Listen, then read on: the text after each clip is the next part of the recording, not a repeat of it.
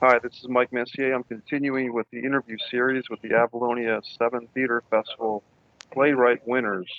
Right now, we have a very special lady all the way from Greensboro, North Carolina, a town that I used to live in for a couple of years.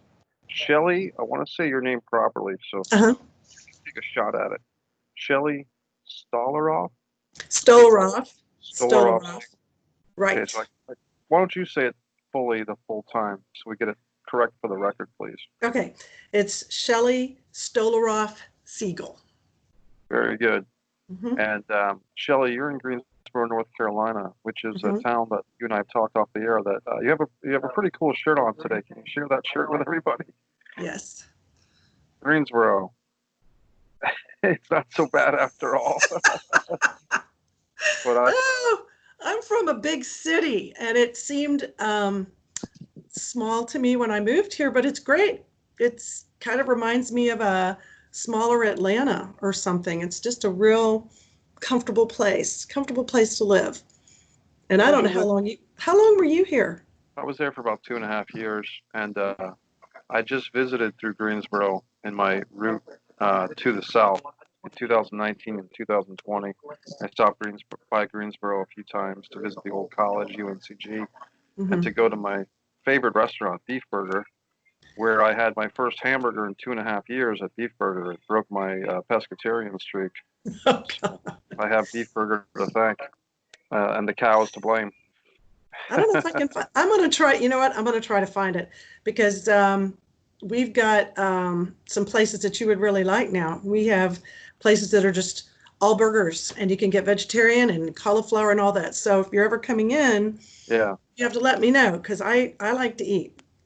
I do I'll too. take you. So I'll next time, take you. thank you. I appreciate it. Next time I Mhm. go up north, I'll make a stop to Greensboro. Yeah. And what city did you come before Greensboro? Where were you there? Where were you before Greensboro? Uh, okay. I will have to go backwards. Um, moved here from you know what? I wonder why? There we go. Can you see me? I can see it. Yep, we're I didn't good. mess anything up. All right, good. Okay, you ready? Yep. I came here from Terre Haute, Indiana, or Terrible Haute, Terre Haute, Terre Haute, whatever you want to call it. They had a lot of Wow. names for it. We were there for 6 years, and and I love the people there. And before that, we were in San Diego, and before that, we were in Tampa, and before that, we were in Houston, and before that, I was in Dallas and then New York and then London. So there's a lot of bouncing around. But I was born in Houston. Or are you a military family? Is that what you're saying, or something else? No, this was my husband's fault. He was doing I'm from Houston. I I trained for what I was doing. I had to go back. My father got sick, and so I dropped everything um, and went back to Houston to move in with my mother to help her, and fell in love. And my husband did a spine fellowship, so we left Houston and went to Tampa, and then he started his practice in San Diego. And then we made that fateful decision, or he did, to go to the Midwest, and I'd never been there before, Is he a ever. medical doctor or a chiropractor Yeah, or what? he was a neurosurgeon, and he doesn't practice now. My son got sick. It's a long story. It's kind of a nice story, but it's a different story. And now, and he got a law degree, and now he runs his own company for doctors. He's not a thespian. And in the meantime, looking at your resume, you've had plays produced, one woman show. I believe you had a one woman show. Can you tell us about some of the other works besides the Doghouse that you've accomplished? Right. Thanks. Okay. So I wrote my first one woman show in San Diego, and it was three one acts, and I did two of them there for the festivals, and then when we moved to Terre Haute, I wrote Sydney Moves to Terre Haute. She's kind of like an alter ego, and that was a lot of fun. Whenever I felt like I had to write, if you know what I'm talking about, and I had to, that's what I did. It was very therapeutic, but it was funny. It was a funny play. So that was the first one-woman show. And then when we moved here to Greensboro, I opened a play about marriage. And the Doghouse originated from Bliss. And what I did before Avalonia is I took that monologue and I kind of reworked it. But I liked it because you're still going to find people like Freddie. I mean, marriage is morphed. It's absolutely morphed, but you're still going to find men like that, husbands like that. Is marriage like a 2-act play? Is it a 1-act play? The bigger piece, marriage.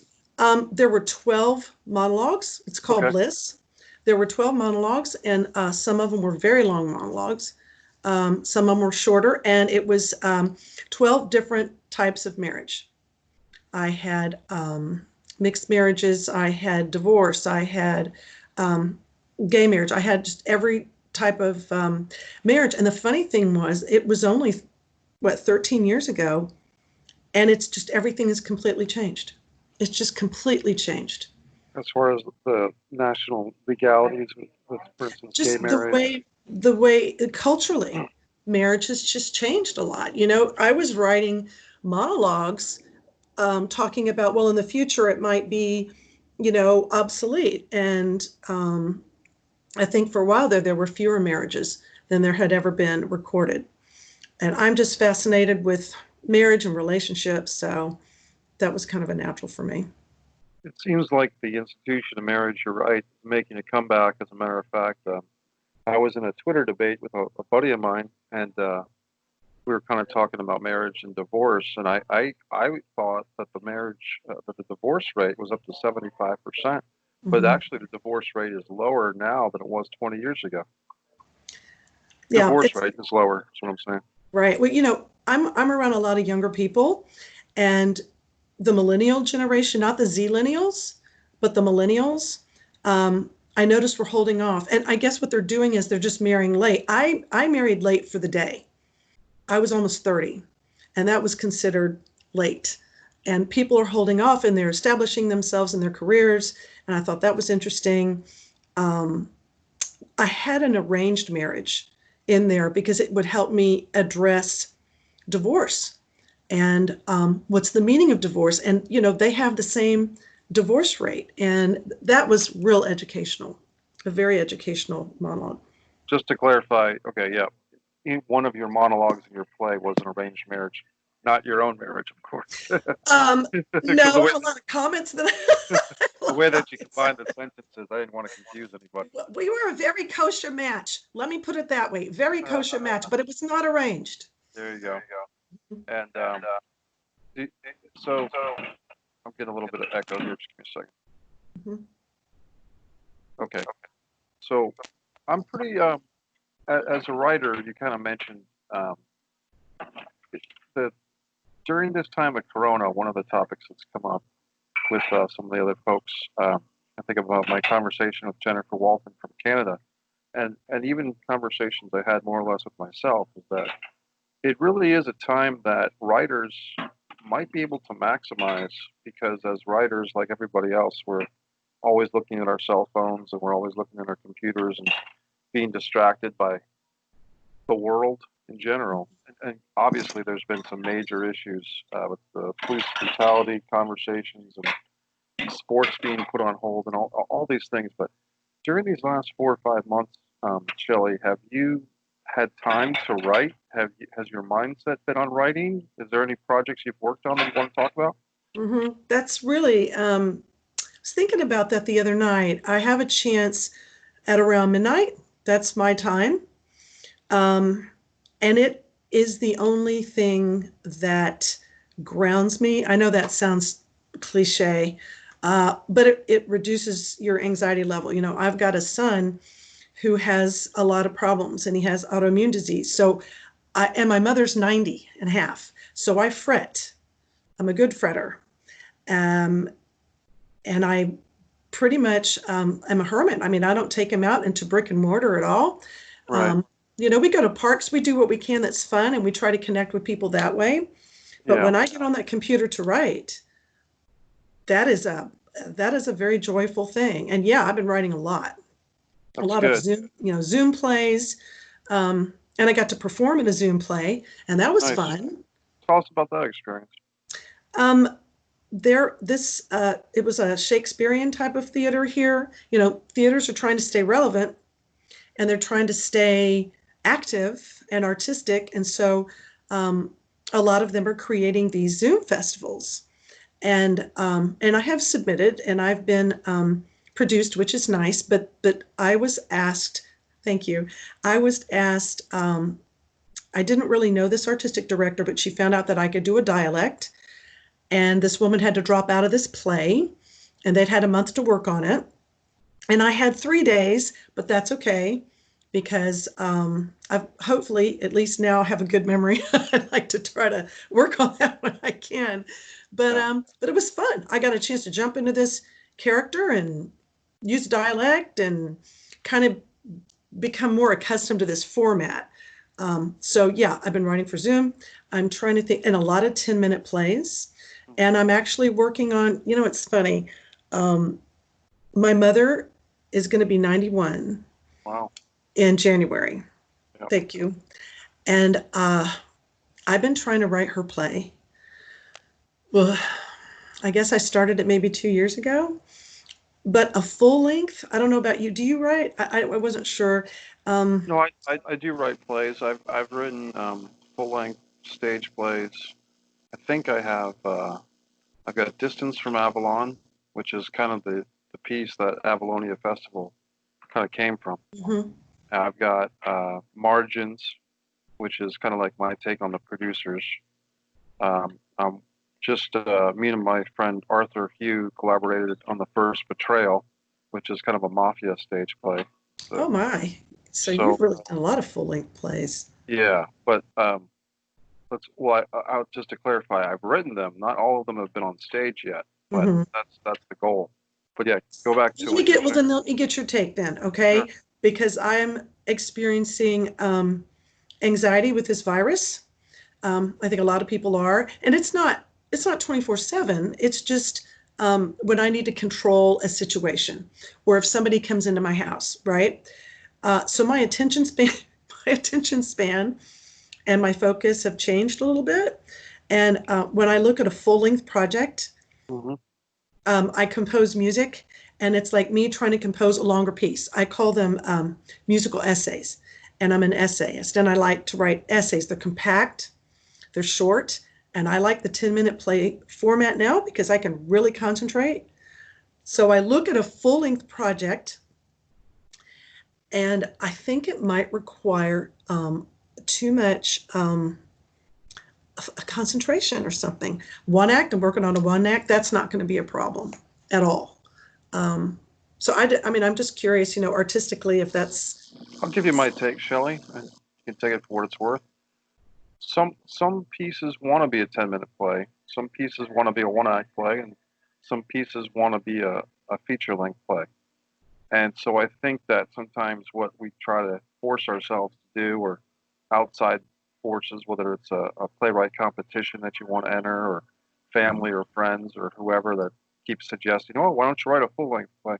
What they're not realizing is if you've got 20 10-minute plays in your system that all want to come out first, then that's what's going to come out first. Yeah. That's why I had in this competition, Avalonia 7 Theater Festival, I had the monologue or 5-page play was a category, and then the 10-minute, and then the one act, because being a playwriting festival, I want to give those opportunities for everybody. At the same time, because of logistics, unless I did a 2 or 3 night festival, a full length play would not really be in the cards this time. That's my take on it. So I just feel like maybe some of the ideas that you're writing as 10-minute plays, that's what they want to be. So what? Right, and they're addressing topical, issues. But I like the way you put that. I think that's true. My husband always tells me timing is everything, and maybe this play that I would like to write about my mother's courtship with my father is very interesting, I think.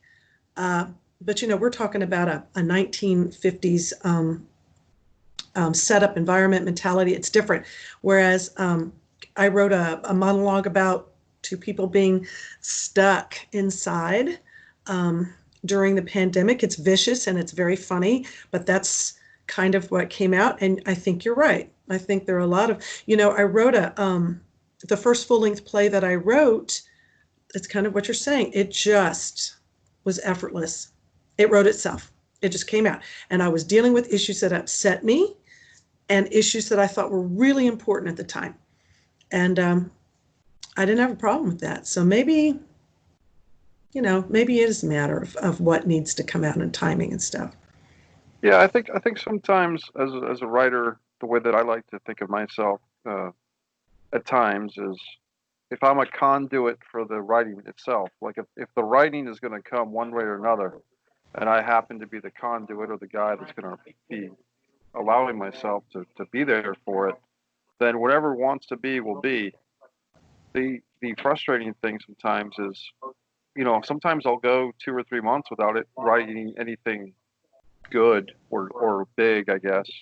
And then I'll start to say, man, I better start writing something here because I don't want to lose my flavor or my touch for it. Right. So I've been through that, but then I'll go through streaks where I'll be writing a whole lot, and then before I can take a breath from writing one script, because I write screenplays too, then I'll be off and writing something else, or there'll be an overlap. So I've read those books like the screenwriting, the 101 Successful Habits of Screenwriters, and a lot of them say things like, if you write 4 hours a day, you'll be a screenwriter before you know it, blah, blah, blah.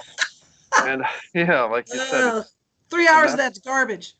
Right. Yeah, well, right. Hours.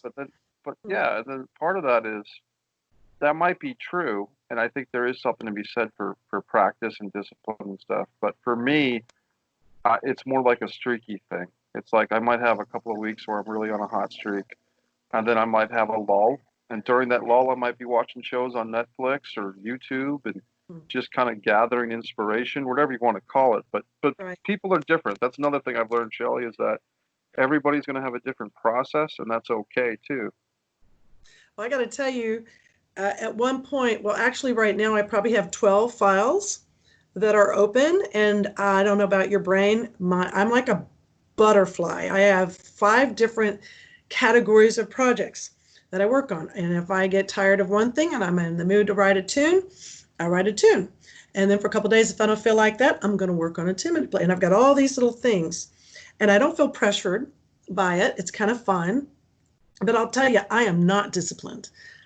Not disciplined. If it just depends on my mood, and it depends on my energy.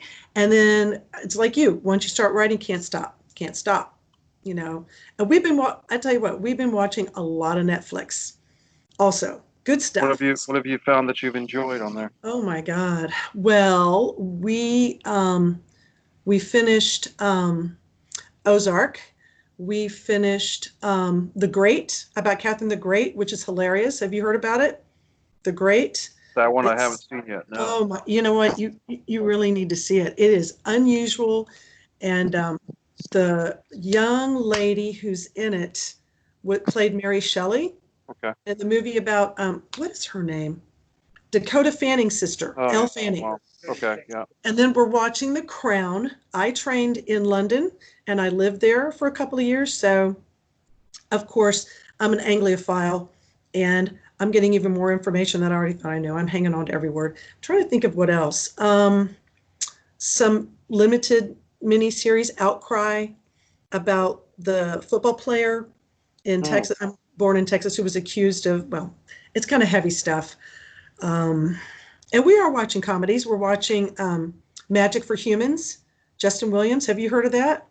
Oh, he's funny. All the things that you've mentioned sound really good, but I haven't seen any of them. I've been watching other stuff. Well, what are you watching? I was watching the Waco, Texas miniseries about David Koresh in Texas in '93 and the FBI. I watched, started watching The Office, which I never got into before. Oh, I really That's enjoyed when he it. was funny. Steve Carell was really funny then. He's funny now, but that's when he's doing. That's pretty good. You got around to Yeah. that. Well, I watched the first like half of the first season, and then I started watched a couple episodes of the original BBC version with Ricky Gervais, Oh, kind of as a right. back-to-back comparison. And Hmm. to be honest, I think I like the American version better. Like I feel like the British version was like the rough draft, and the American version polished it. But maybe that's just my Hmm. American sensibilities. And I don't Ricky know. Gervais and he's funny. I mean, he's really talented. So, He's very funny too. I think it was more like the supporting cast. Like I felt like the characters were more defined in the American version, but I did see that there was obviously similarities. The writing was directly taken from and you have to give the British one was there first. So, you know what I mean? I always give right. credit to whatever came first is the one that really got the ball rolling. But I guess it's just one of those things where a whole generation of memes and gifs I missed out on, but now I'm catching up on And all they these. catch up. You know, I kind of feel obligated to watch. What's it called? Handmaiden's Cradle, the Handmaid's Cradle, the Handmaid's Handmaiden's. Tale, the Handmaid's Yes. Tale. Yeah, yeah. I don't know. I know it's going to be good and maybe kind of heavy, and I've kind of ignored it. I tell you, if you have you not seen Ozark? I haven't. Some people told me it was very depressing, so I Oh haven't no, watched it. it's okay. You're stressed out the entire time you're watching it, but you're also laughing. It is brilliantly written and acted. And if you can get past, it's kind of like The Great. If you can get past two or three episodes, I'll tell you what else we watched. I'll tell you what else we watched. Have you seen Fleabag? No, I don't, but I have discs for it, so I should watch that too. I would, you know what I would do? I would watch that one first. I know I'm tend to like this British stuff, but she wrote it and she performed in it, and I think she won Emmys for it. And I'll tell you, I didn't. The first episode, I looked at my husband. I said, I don't like her. I don't like her. I don't like this. I don't want to watch it." But then I stuck with it, and after the second episode, you kind of get it. So I think you would really enjoy that as a writer, and like a talent scout and performer or whatever. Well, I appreciate the heads up. Yeah, Mhm. so and so there have been things, which is kind of another interesting about this coronavirus, Shelley, is even when there's nothing to do, there's still stuff to do. Like suddenly, all these things on Netflix, all these things on YouTube. For me, I've been rebooting the YouTube channel that I've had for years, but didn't realize all the things I could have been doing with playlist and search engine optimization and all these things that never occurred to me until you kind of have to fill the time. You know what I mean? And Yeah, I got a question for you. I got a sure. question for you as an artist. What have you had, not viewing, as far as your work, what have you had on the back burner for the last decade that you haven't been able to bring yourself to do? And you're thinking, I should do it now. I should do it now. This is the time to do it.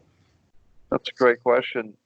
Well, oddly enough, uh, before the Corona thing happened, I was working on American Luchador, The Dream of Lobo Fuego, which I kind of finished during the beginnings of Corona, which was a feature film script.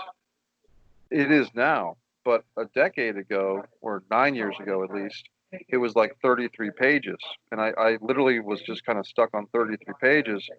And the odder thing is that at one point I even had a friend come in to try and shoot some of the scenes, but we didn't even have a finished story. So this project kind of like got a false start, literally like 9 years ago. I've been sitting in on it this whole time, and around February and March, I applied myself to rewriting the script and fleshing out the story, and now it's a finalist in a screenplay competition out of Australia, which is nice. Oh my. Oh gosh. Yeah, Congratulations. thanks. So we'll see Wow. what happens. So for me, Shelley, one thing that I've been hitting as a writer is this feeling that I always feel like a responsibility to the scripts that I write.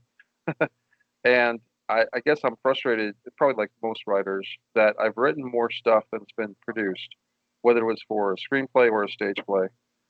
And I almost fret writing new things now until I get some of this backlog of stuff Oh, on stage or on right. screen. Can you? And But you can't shut off your mind, can you? can't shut You off your probably keep. mind. hmm You keep But it, coming up with stuff, right? right. But I've been entering things on ISA, International Screenwriters Association. I did a website, another one that I didn't like so much for screenwriting. I guess I won't mention that one since I don't like it. But the ISA one I do like. But then like there's things like Play Submissions Helper. Right. There is New Playwrights Exchange. All these things to try and help the system. But that's a whole other skill set than actually writing. You know what I mean? Well, I have to say that the playwright submission helper or whatever, um, I need that structure. I need I need a deadline. Need a deadline for any kind of discipline. So I have found that to be really helpful. I like the way you put you have a what did you say? You have a responsibility to your work. I Um, have I feel like a responsibility to the scripts that to not just write them, but to find them a home so that they're not just sitting there on my desk or in my computer without being produced or published or printed or filmed or whatever. Like I sometimes I get angry with people, friends of mine, I guess, who ask me to write them something or whatever. But now I'm getting very selective. Like, are they going to pay me to do it? Or are right. they going to actually follow through and film the thing or produce the thing? Like I'm getting to the point where I don't want to just be given an assignment or a suggestion for my writing that sends me down a rabbit hole of writing something if there's not potentially a film or a play that's actually going to happen. Because then I just get frustrated. Like, okay, now I've got another kitten in the litter here that needs a home, and but I'm getting backlogged with scripts Yeah. that need homes. You know what I mean? Or obligation. It's funny. I'll help someone copy edit, uh, but when people ask me to adapt something for them, um, I I'm like you. I have to say no, and I say it in a really nice way. And I had a birthday recently. That's also creating some. Uh, let's see. It's discipline wrought from pressure. Okay, I feel absolutely pressured to get some of this stuff polished and done. I mean, I've had a book of children's songs forever that I haven't pursued, and a lot of essays. So yeah, I can help them, but I can't take on their art. And I'll tell you something else. I know a lot of artists, a lot of writers who don't submit. They don't do the business part of it. And finally have disciplined myself to do that because a lot of people write therapeutically or they write spontaneously and they'd like to see something done, but they just don't know how to put it out there. What do you think of New Play Exchange? New Play Exchange, so far so good. I do like the fact that I can get on there and I can. It was pretty inexpensive. It was like 20 or 25 bucks for the year, Mhm. and I was. What I do like is the ability to kind of put my work on there as a online catalog, so to speak, even if it's just for me. Like if in case my computer gets lost or stolen or That's a good smashed to idea. bits, Mhm. you know what I mean? Yeah. Um, what I would say, it's almost because I do have a working relationship with Play Submissions Helper. People can use the promo code Mike and get their first month for 99 cents. So if people listen to this and they want to try getting their theater works out there, I guess in my ideal scenario, Play Submissions Helper and New Play Exchange would merge because I feel like they both have different strengths.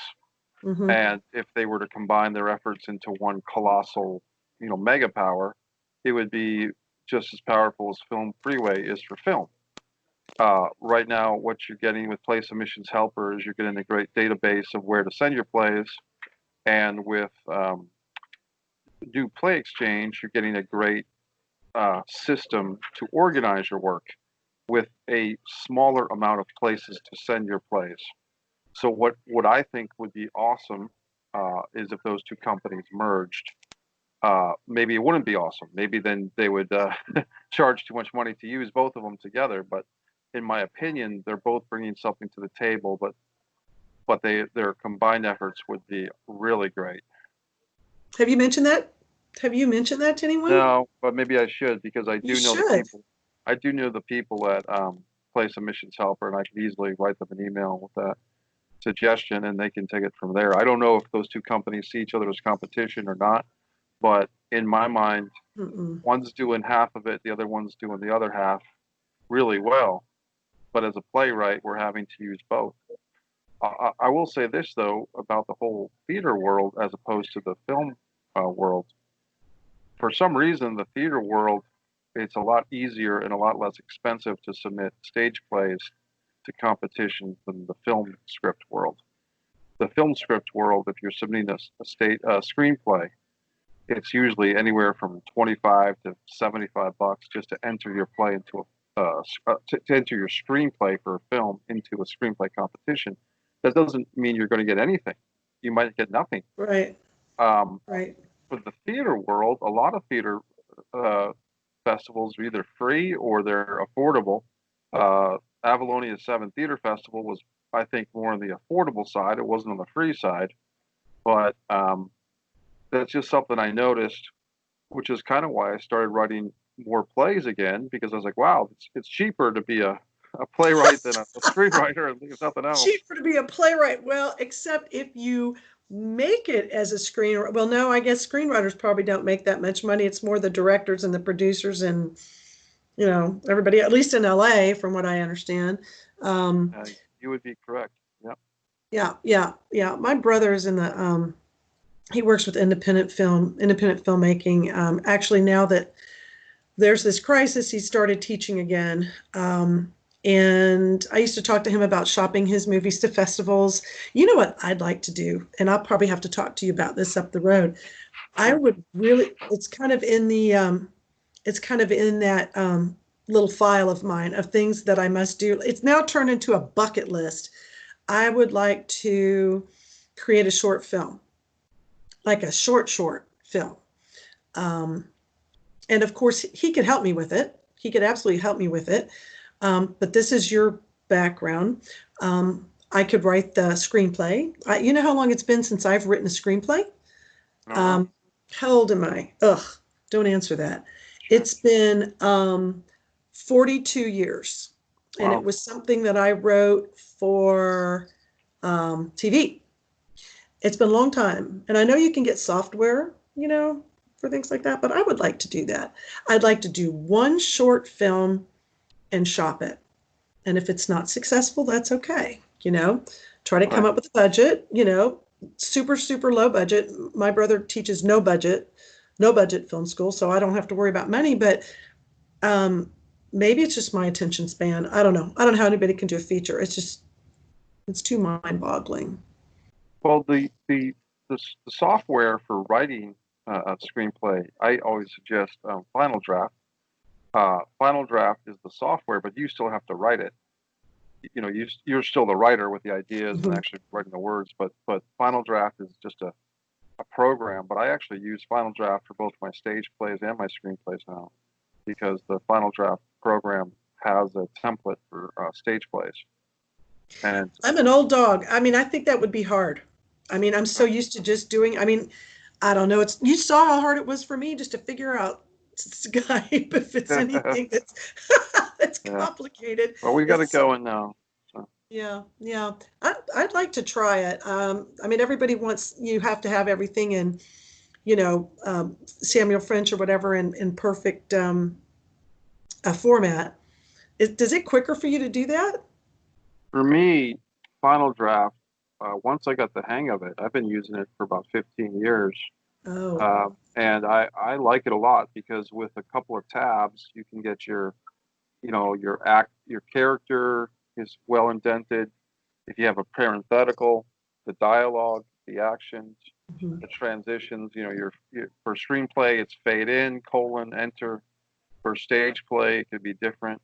With Final Draft, they have different styles of stage play. Like if you want to do a British style stage play, you can do that. If you want to do a New York style, I think Final Draft's a great program, and I'll be honest, sometimes I get frustrated with, more so on the screenplay side of things. Friends of mine who don't want to use Final Draft because it's a couple $100 to get the program, and there's other programs that are free or cheaper. But in my mind, typically what happens is if someone writes a feature film screenplay in something other than Final Draft, when they get to a certain point of production, if they're lucky to get that far, some producer is going to say, okay, send me the Final Draft file.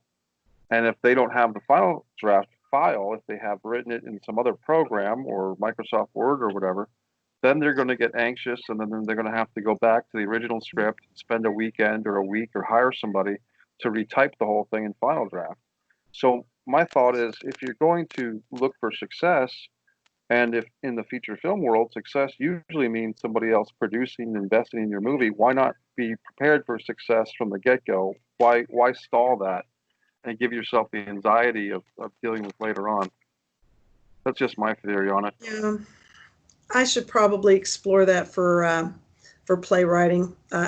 Every now and then I'll submit something and then I'll look at it and realize that I've made a little technical error, or it's just a typo, or just, I didn't indent it right. I mean, rarely, because typically I'm perfect. Just kidding. But I'm just saying every now and then I'm like, oh my God, I swear, learning the tech part of this, that's what would hold me back in filmmaking. When I did this in college, this was the day, okay? This was back in the day where we had an X-Acto knife and we are literally cutting the film, which I enjoyed, but that was it's a long time ago. What college did you go to, Shelley? What school did you go to? Well, I started off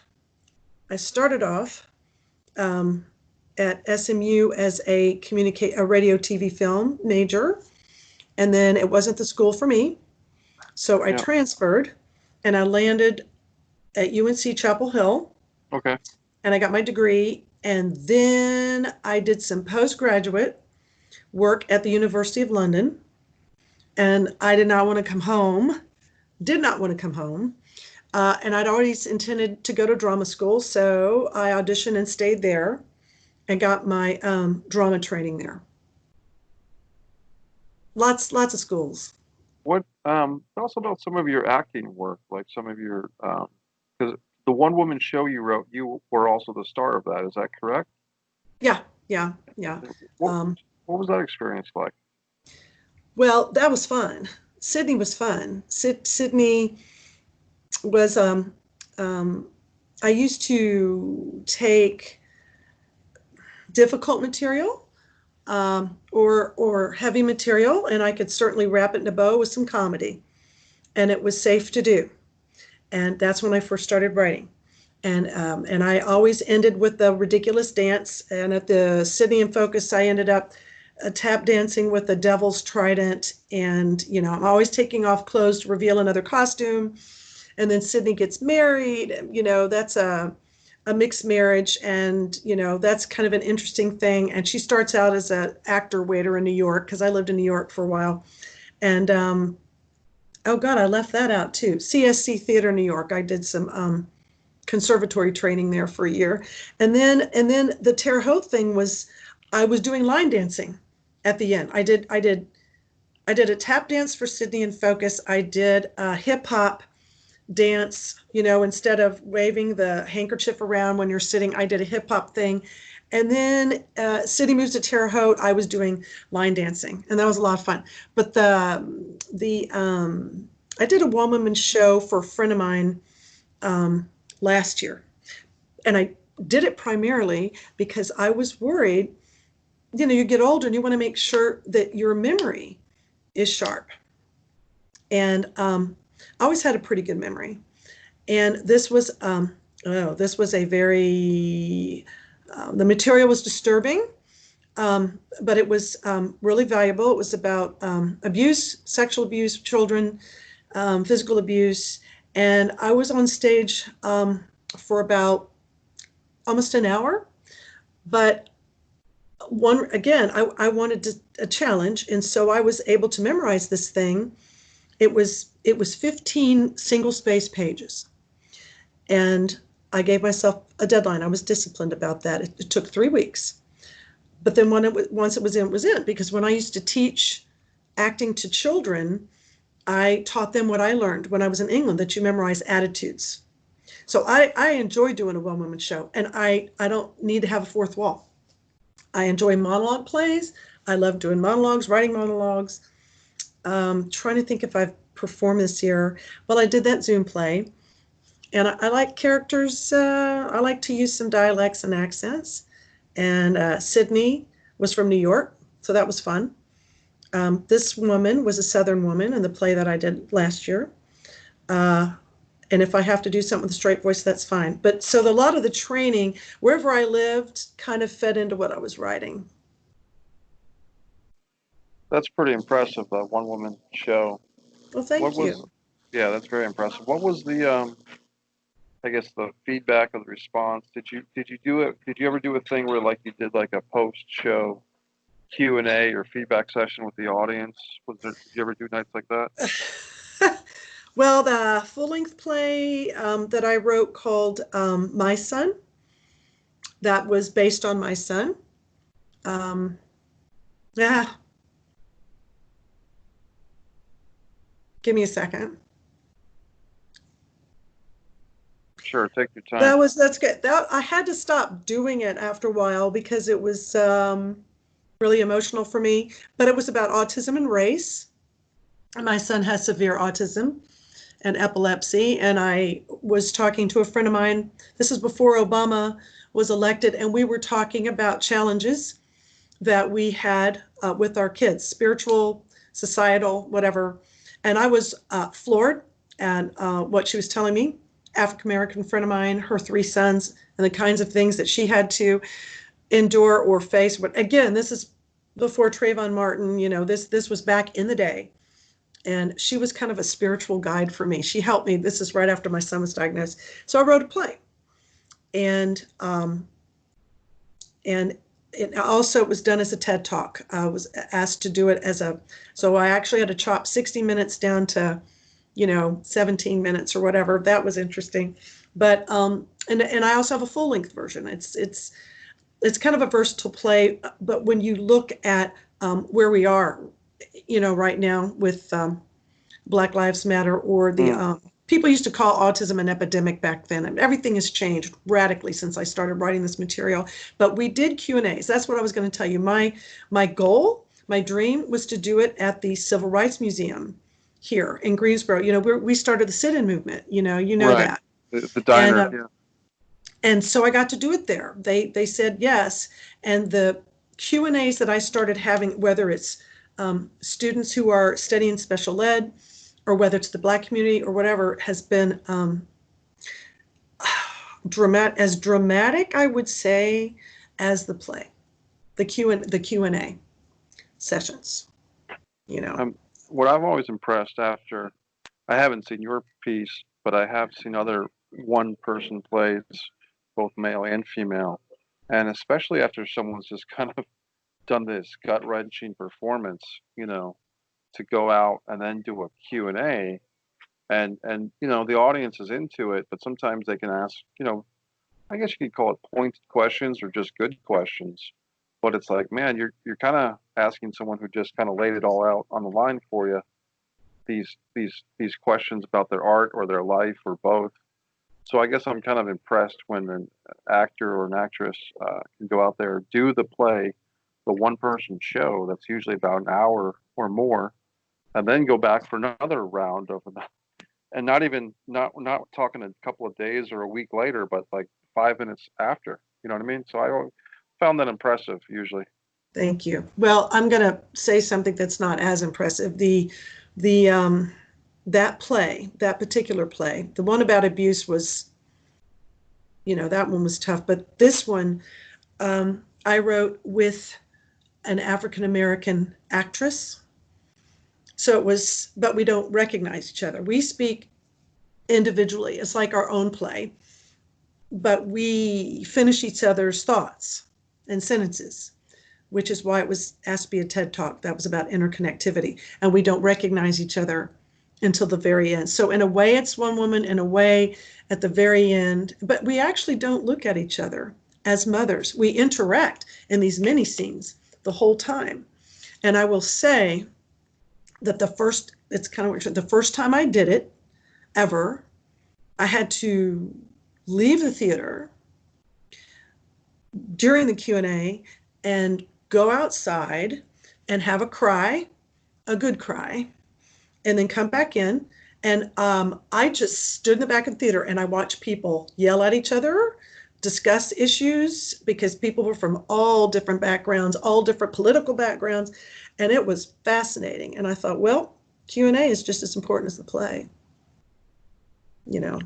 Yeah, it is important because I think sometimes maybe it's more important for the audience than the performer, in the sense that sometimes the audience gets provoked or they get challenged or stimulated, and they feel, and it's a natural feeling, that they've got something to say, that they've gotten their minds.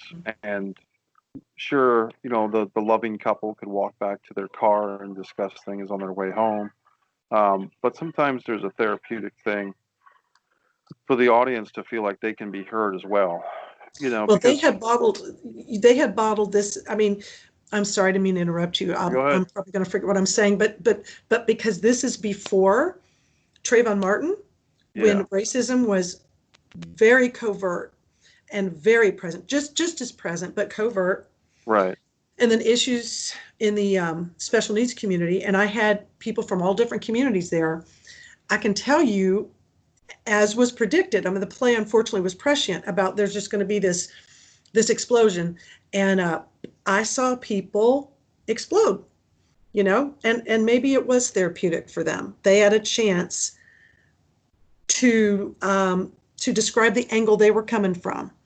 And I was kind of shocked. I mean, I didn't even go up there. I just stood in the back of the room. Yeah, right. and watched the entertainment, It can be so loaded, and I think the thing with topics like that, like racism, is, I guess it's just a deal where I think people in general have a way of feeling that their experience in life is the way that everybody's experienced life.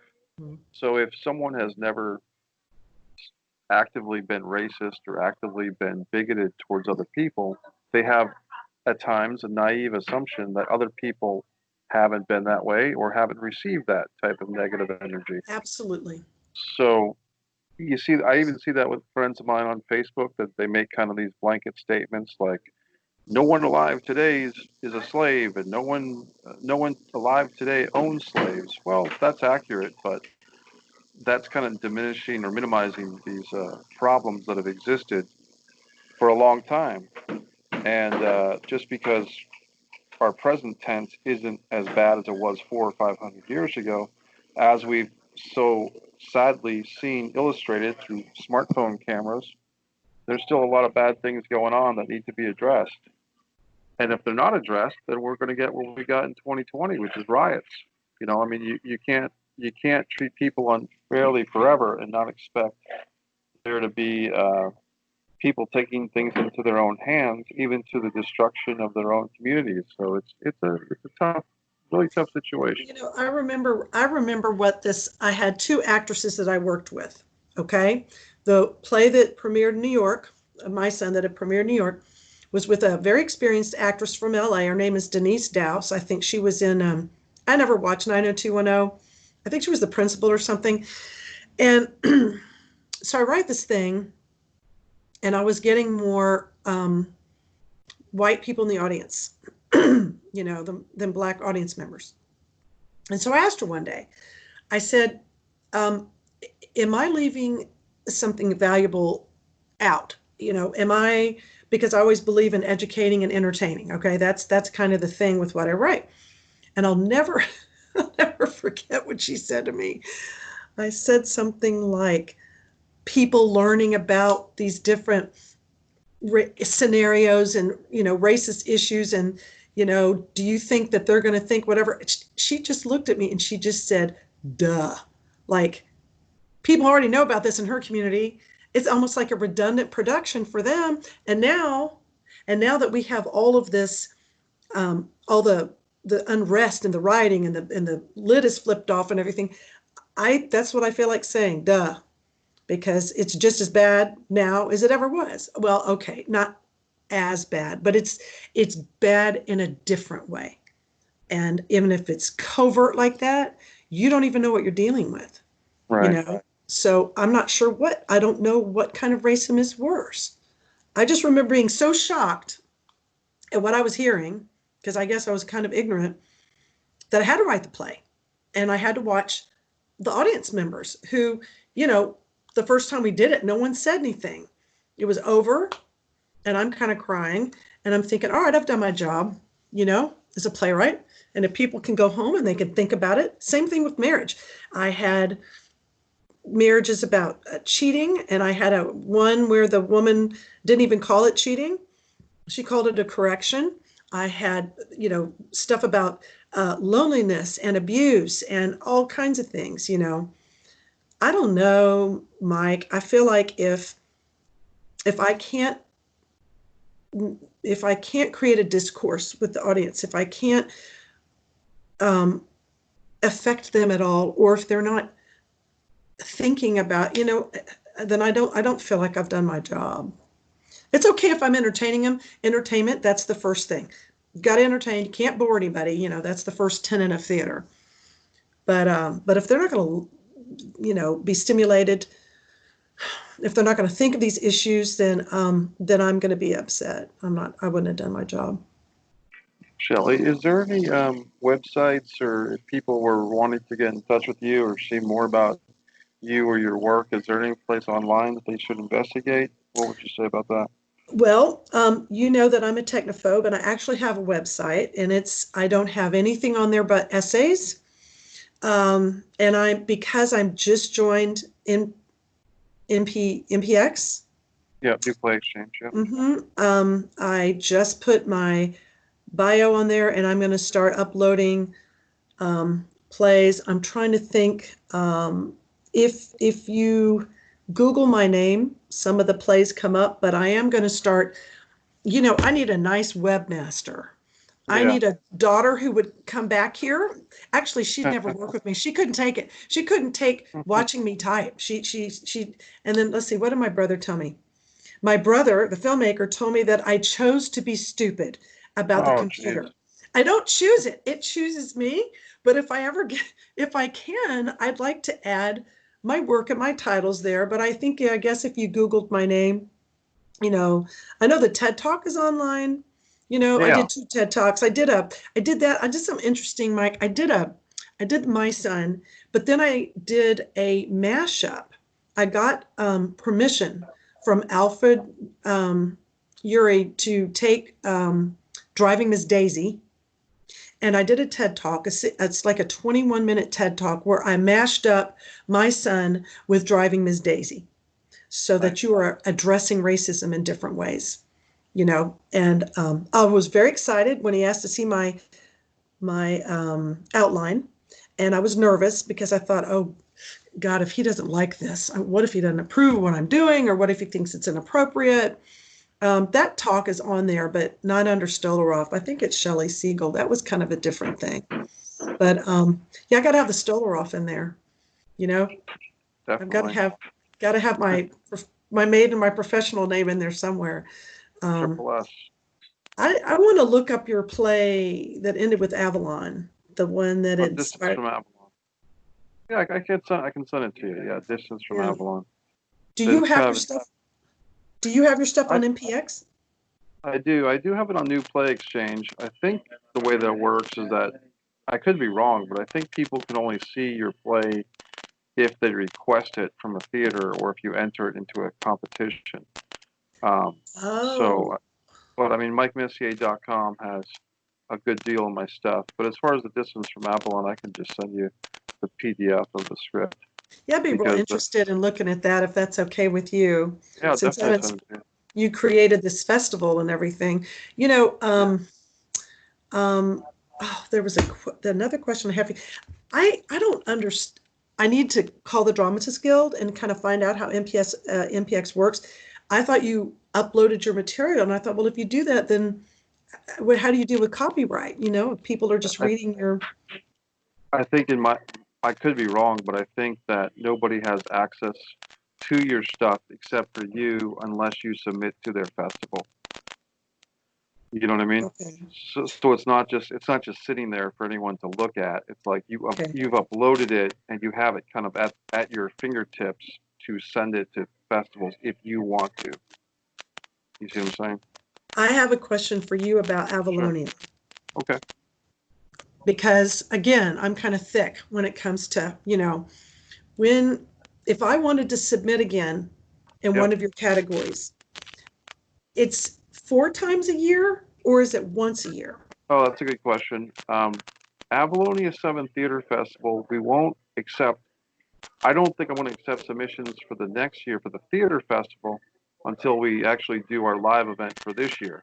Right. And because I'm in Florida with everything, we just have to wait. Now, here's the other thing, the other option, if you have anything. And I also run the original Avalonia Festival was for short films, etc. And then we've also added Avalonia Photography Competition.